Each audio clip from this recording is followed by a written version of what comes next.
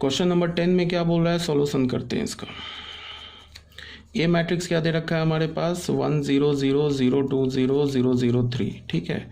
क्या बोल रहा है, देन फाइंड ए इनवर्स पे पावर 2। तो फॉर्मूला लग जाएगा, सॉरी प्रॉपर्टी लग जाएगा।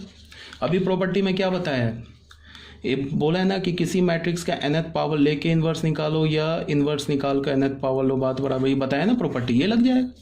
बोला है ना ए इन्वर्स का स्क्वायर निकालो, तो क्या करो तुम ए स्क्वायर का इन्वर्स निकाल लो। अब ए स्क्वायर निकालना आता है ना, ए को ए से मल्टीप्लाई कर दो तो ए स्क्वायर मैट्रिक्स आ जाएगा। फिर ए स्क्वायर मैट्रिक्स का इन्वर्स निकाल लो, कैसे निकालोगे, 1/a स्क्वायर मैट्रिक्स का इन्वर्स कैसे निकालोगे, ये हो जाएगा 1/a स्क्वायर का determinant into adjoint of A square. तो इसका वैल्यू जो होगा वो किसके इक्वल हो जाएगा, ए इन्वर्स के स्क्वायर के इक्वल हो जाएगा। क्लियर होना चाहिए। या अगर तुम्हें ये नहीं समझ में आया, प्रॉपर्टी नहीं समझ में आ रहा है, तो तुम क्या करो, ए इन्वर्स निकाल लो डायरेक्ट। अब वो ए इन्वर्स को 2 बार मल्टीप्लाई कर दो तो क्या आ जाएगा, ए इन्वर्स का इस इन्वर्स का स्क्वायर आ जाएगा। ऐसे भी निकाल सकते हो, चाहो तो प्रॉपर्टी अप्लाई कर दो, ठीक है। वही काम यहाँ पे किया हुआ है, देख लेना इसको। अब यहाँ पे क्या बोल रहा है कि matrices A and B satisfy this equation. कौन सा इक्वेशन दे रखा है, A and B satisfy A B is equal to B inverse, where B matrix दे रखा है। Then find the value of lambda for which lambda A plus 2 B inverse plus I is null matrix without finding B inverse. अच्छा ठीक है, इसमें क्या बोल रहा है कि हमारे पास 2 मैट्रिक्स है, ए एंड बी मैट्रिक्स है हमारे पास, और पहला क्या गिवन है, A B is equal to B inverse given है, और बी मैट्रिक्स क्या बोल रहा है, ये दे रखा है। तो बोल रहा है कि find value of lambda, lambda का वैल्यू निकालो। लैम्डा इस इक्वेशन को, इस मैट्रिक्स इक्वेशन को सेटिस्फाई कर रहा है विदाउट फाइंडिंग बी इनवर्स, बिना बी इनवर्स निकाले लैम्डा निकालो। अब अगर होता कि सीधे ये बोलता, ये वाला पार्ट नहीं होता, ये पार्ट नहीं होता है विदाउट फाइंडिंग बी इनवर्स, ये पार्ट नहीं होता, तब तो क्वेश्चन बिल्कुल आसान हो जाता, तब तो कुछ करना ही नहीं था। यहाँ पे वैल्यू पुट करते, लैम्डा करते, ए मैट्रिक्स, यहाँ से ए मैट्रिक्स निकाल लेते। अच्छा ए मैट्रिक्स नहीं गिवन है, बी मैट्रिक्स गिवन है, बी मैट्रिक्स गिवन है।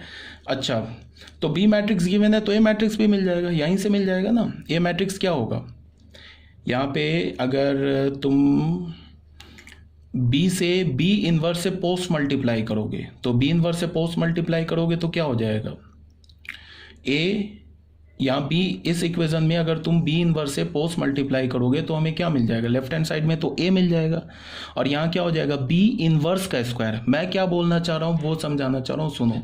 मैं ये बोलना चाह रहा हूँ कि अगर ये नहीं होता, विदाउट फाइंडिंग बी इनवर्स ये नहीं होता, तब ये क्वेश्चन बहुत ईजी हो जाता। कैसे, क्योंकि बी मैट्रिक्स दे रखा है और ए मैट्रिक्स और बी मैट्रिक्स के बीच में रिलेशन भी दे रखा है, तो ए मैट्रिक्स भी आ जाएगा। कैसे आएगा बता रहा हूँ। अब ए मैट्रिक्स अगर हमें मिल गया, बी मैट्रिक्स गिवन है तो बी इनवर्स मिल जाएगा, तो यहाँ पे ए मैट्रिक्स डाल देंगे, बी इनवर्स डाल देंगे, आइडेंटिटी मैट्रिक्स 2 का ऑर्डर का डाल देंगे, इसको इक्वेट, ये एक सिंगल मैट्रिक्स बना लेंगे।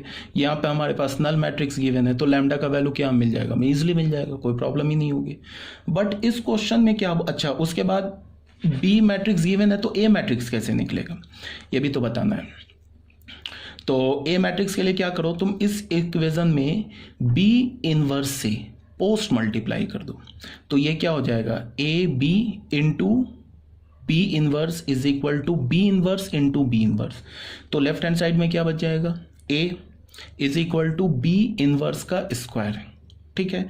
तो ए मैट्रिक्स क्या मिला हमें, बी इनवर्स का स्क्वायर, तो तुम उसको लिख सकते हो बी स्क्वायर का इनवर्स भी लिख सकते हो। अब बी स्क्वायर यहाँ से निकल आएगा, तो बी स्क्वायर निकल आ जाएगा, तो बी स्क्वायर से फिर तुम बी स्क्वायर का इन्वर्स निकाल लोगे तो वो ए मैट्रिक्स मिल जाएगा। अब जब हमें ए मैट्रिक्स मिल गया तो ए मैट्रिक्स को यहाँ डालो, फिर ए मैट्रिक्स के हर एक एलिमेंट को लैम्डा से मल्टीप्लाई कर दो, फिर बी इनवर्स निकालो, बी इनवर्स के हर एक एलिमेंट को 2 से मल्टीप्लाई करो तो 2b इनवर्स आ जाएगा, फिर एक आइडेंटिटी मैट्रिक्स ऐड करो, फिर तीनों मैट्रिक्स को ऐड करो तो लेफ्ट हैंड साइड में क्या हो जाएगा, हमें एक सिंगल मैट्रिक्स मिल जाएगा, ठीक है।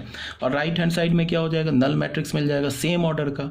उसके बाद क्या, जो लेफ्ट हैंड साइड में जो एलिमेंट मिलेगा ना, जो मैट्रिक्स मिलेगा वो मैट्रिक्स लैम्डा के टर्म में मिलेगा। किसके टर्म में मिलेगा, लैम्डा के टर्म में मिलेगा।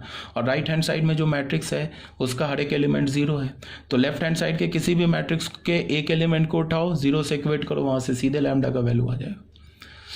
बात समझ रहे हो क्या बोल रहा हूँ। बट इस क्वेश्चन में क्या बोला है कि बिना बी इनवर्स निकाले लैम्डा का वैल्यू निकालो। फिर कोई क्वेश्चन में कोई बच्चा ये मुझसे पूछ सकता है कि ये क्वेश्चन ऑब्जेक्टिव में तो नहीं आएगा, ऑब्जेक्टिव में तो है देखने जा रहा है कि आपने बी इनवर्स निकाला या नहीं निकाला, वो तो आंसर देखेगा। तो इसको तुम ऐसे बोल सकते हो कि ऑब्जेक्टिव में ये क्वेश्चन नहीं आएगा, ठीक है, एग्जैक्टली ये क्वेश्चन नहीं आएगा। बट ऐसा तो हो सकता है कि ये ना गिवन हो बट ये बोले कि this is equal to null matrix, then lambda is equal to 4 value दे दे। ऐसे तो क्वेश्चन आ सकते हैं ना ऑब्जेक्टिव में।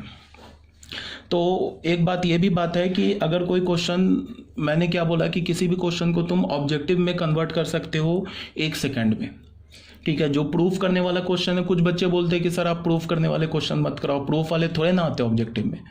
तो जितने भी प्रूफ करने वाले क्वेश्चन है उसी को ऑब्जेक्टिव में वो कन्वर्ट करते हैं और ऑब्जेक्टिव में कन्वर्ट करके दे देते हैं। प्रूफ में होगा कि मान लो कि कुछ इन्फॉर्मेशन गिवन है और कुछ इन्फॉर्मेशन से कोई प्रॉपर्टी प्रूफ हो रही है, ठीक है। तो अगर सब्जेक्टिव क्वेश्चन होगा तो बोलेगा कि proof that this property, objective question होगा तो वैसी मिलती जुलती 4 प्रॉपर्टीज तुम्हें नीचे ऑप्शन में दे देगा। अब क्या बोलेगा कि चूज द करेक्ट ऑप्शन। तो कभी भी हमें सब्जेक्टिव क्वेश्चन को देख के ये नहीं बोलना है कि ये क्वेश्चन ऑब्जेक्टिव में नहीं आएगा तो इसे हम सॉल्व नहीं करेंगे। सब्जेक्टिव क्वेश्चन ही सीखोगे ना सॉल्व करना, तो ऑब्जेक्टिव क्वेश्चन सीख सकोगे। सिर्फ ऑब्जेक्टिव करके तुम सब्जेक्टिव नहीं सीख सकते हो। कहने का मतलब क्या है, ये पूरे कहने का सार क्या है, क्या मतलब इसका ये है, समरी है कि तुम्हें कोई क्वेश्चन नहीं छोड़ना है। सब्जेक्टिव क्वेश्चन पे तुम्हें ज़्यादा एम्फेसिस करना है ऑब्जेक्टिव क्वेश्चन पे, ठीक है।